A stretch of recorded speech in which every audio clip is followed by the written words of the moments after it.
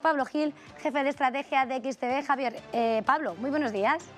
¿Qué tal? Buenos días, ¿cómo estáis? Pues bien, estamos viendo cómo se confirmaba ese inicio de negociación en positivo, tal y como anunciaban los futuros. Parece que hoy los ánimos están calmados. ¿Cuál es el escenario? ¿Cuál es la radiografía que ves en estos momentos? Bueno, yo sigo con la misma sensación de que estamos entrando en una fase de mercado que es pues siempre estadísticamente muy positiva, ¿no? El mes de noviembre especialmente suele ser un mes muy bueno.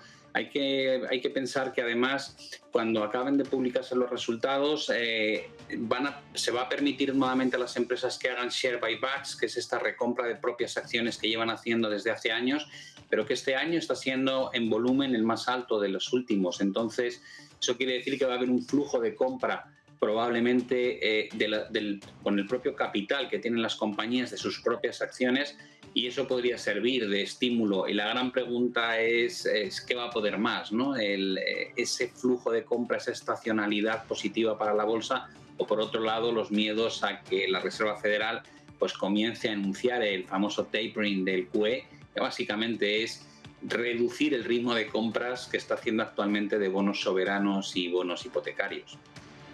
En este contexto estamos muy pendientes a cuál sea, evidentemente, la dirección, la hoja de ruta que siga cada uno de los bancos centrales, pero al mismo tiempo estamos mirando a China.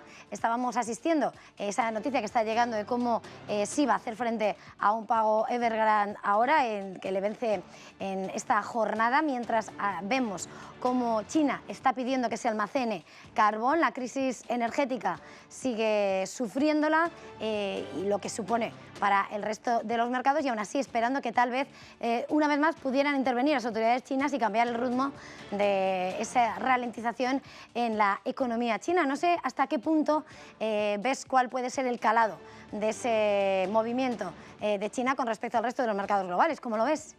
Sí, y planteas muchos temas interesantes simultáneamente, ¿no? Porque por un lado tenemos el cambio de modelo económico de China, que no tiene nada que ver con Evergrande ni tiene nada que ver con la crisis energética, simplemente un cambio de modelo que se lleva produciendo desde hace mucho tiempo, en el que ni la mano de obra es ya la más barata del mundo, como pasaba hace unas décadas, ni tampoco es una economía rural, sino que es una economía cada vez más desarrollada. Ya no fabrican solamente productos en el escalón más básico de la cadena, sino que compiten tecnológicamente con las potencias más desarrolladas. Por tanto, está habiendo un cambio muy importante en China. Intentan centrarse más en el consumo interno y no solamente como antes en la exportación, y eso evidentemente no es fácil, es un proceso de cambio estructural que tiene sus puntos débiles y sus puntos fuertes. Una de las grandes ventajas que tiene el gobierno chino es que, a diferencia de lo que nos pasa en las democracias, que tenemos que luchar por ser reelegidos, ¿no? Tenemos un periodo de mandato determinado, corto, máximo 8 años, mínimo 4. En el caso de China no ocurre así, y entonces Xi Jinping se puede plantear proyectos a muy largo plazo que en otras circunstancias no son fáciles de acometer.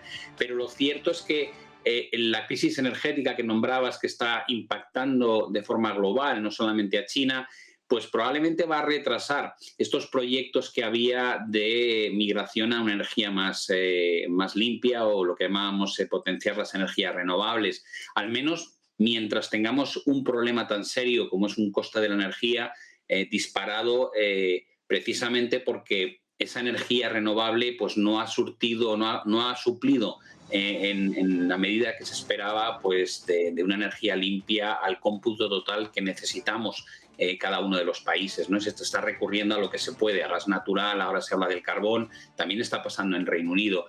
El tema de Evergrande yo creo que es un tema tal vez un poco desconocido, ¿no? Es cierto que hay un riesgo contagio, que hay un riesgo de que otras inmobiliarias puedan correr el mismo riesgo que Evergrande, pero no hay que olvidar que tal y como funciona el mercado inmobiliario en China, el colateral que tienen que tener estas compañías para llevar a cabo los desarrollos inmobiliarios es muy importante, y en el caso de Evergrande es un colateral que dicen que tiene muy buena calidad. ¿Qué quiere eso decir? Pues que en la medida en que alguien se haga cargo de continuar con los proyectos de Evergrande y la obliguen a vender una participación a descuento, como parece que es el caso, es muy probable que el que tome la cartera de de proyectos de Evergrande no tenga dificultad en sacarlo adelante. Y no hay que olvidar que la bolsa china ha sufrido un varapalo brutal. Hemos visto correcciones muy superiores a las que se han visto en cualquier otro mercado, con lo cual tal vez el mero hecho de que las noticias no vayan a ser a peor, sino estabilizadas o un poquito mejor, es suficiente como para generar alguna recuperación desde el lado de las bolsas. Nosotros, por ejemplo, la bolsa de Hong Kong, hace una semana más o menos recomendábamos empezar a picotear porque tenía buen aspecto, porque se encontraba en una zona de soporte muy interesante y dentro de una tendencia alcista que llevaba funcionando décadas. Bueno, pues entonces estaba claro que esa recomendación, ¿no?, apuntaba a esa oportunidad de negocio. Se nos acaba el tiempo, hoy vamos un poquito mal. Pablo Gil, jefe de estrategia de XTB, un placer tenerle una vez más aquí en Business Connection de Negocios de Televisión. Feliz jornada y feliz negocio. Igualmente, hasta luego.